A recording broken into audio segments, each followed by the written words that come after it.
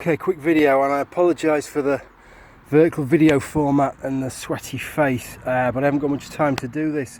I want to respond and just give a couple of comments on this whole bearing, doxing thing involving Kristi Winters and Tim, Demotivator Opinion.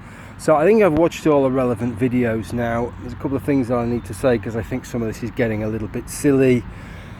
Because I hear people talking about Kristi Winters having had a conversation with this Korcz as if this was just a conversation between the two of them, and that even if it is, that amounts to doxing.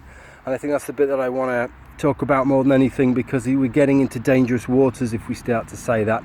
I know that Bearing has made his mind up and he regards himself as having been doxed by them. I've watched the relevant videos. I have to say, Bearing, I don't think you've got enough to go on to make that analysis. Clearly they have been discussing you, and I'm assuming they weren't doing it because they wanted to decide where to send your Christmas present, right? I'm sure they weren't saying it with nice things in mind, but whatever nefarious ideas they had, that's not the same as actually doing them, and I don't think you have the evidence of that. Now, what I will say is that I've watched Tim's latest video, and I watched his video before that. In his latest video, he seems to be talking about this interaction between Danny and Kristi as if this is just a private conversation, i.e. a conversation between the two of them, which they then deleted, which is a bit strange. Why would you need to delete it if it was just between the two of you? But then when I go back and watch his earlier video again, he's talking, I think, about a private Facebook group, and this is where things get a little bit different, right? Because a private Facebook group means that it isn't just between two people, is it? It means how many people are in that group, how many people had access to that. You said, Tim, if you were awake, that you would have seen that and you would have been able to chime in, which suggests that maybe it was those two exchanging points, but this was information that was open to a whole load of people.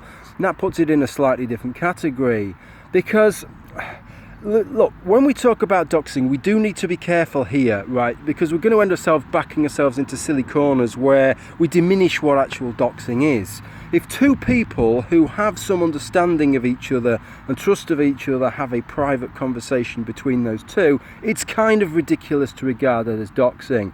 Doxing is making information public or publishing information, right? It's not a private, it's like newspapers when they're not allowed to go public on something. It doesn't mean the editor and the sub-editor can't have a little chat about it and discuss it between the two of them, right? So that isn't doxing, but we're still responsible for the information that we pass on to people, aren't we? As you know now, Tim, with your interactions with Bearing Cab, who shit on you. There's somebody you thought you could trust and he turned out not to be trustworthy. That is why Kevin Logan, I think, was so upset with Jenny McDermott over the Armoured Skeptic affair. It wasn't just that she'd caused a load of shit and made an erroneous accusation, but he'd passed that erroneous information on to her. And effectively then, if you do that, right, you can't then abdicate all responsibility for what you've done. So even if you know somebody, you still have some responsibility if you pass that kind of information on, I think, even if it's just the two of you. So you need to be really fucking careful. But if you're talking about a Facebook group, a private Facebook group, it's a little bit different, isn't it? Because it might be a private group, but how well do you actually know those people within it? And unless you know those people within it well enough to know exactly how well they're going to use that information, if they're just names on the internet, some of them, right, then really you need to be asking yourself, whether it's doxing or not, you still have the responsibility for what happens with that information, right? And so it's this conversation about whether or not that classes as doxing is a little bit kind of irrelevant, whether something classes or doxing or not. And there's no given point. If you speak to 5 people, it's not doxing. If you speak to 6, it is, right? It's not going to be like that, is it? But however many you speak to, whether you speak to 1 people or 1,000,000 people, you are responsible if you pass that information on to them with what they do with that information. So you better make fucking sure that they are the kind of people that are not going to misuse that information. And if you're having it in a Facebook group, even if it's a private Facebook group, if there's 20 or 30 or 40 people in that Facebook group, you don't know what all those people are going to do with that information, do you?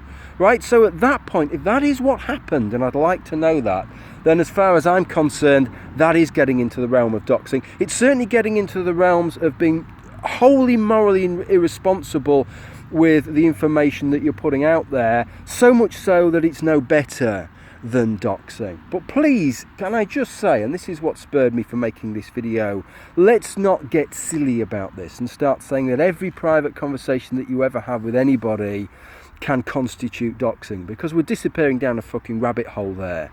Right, obviously if you know somebody really well and you have that conversation and you feel that you can trust them and you have good grounds to think that that isn't doxing, right? And if it is, then that's just absolutely, we're getting to the point of absurdity. Okay, that's all I wanted to say. Bye.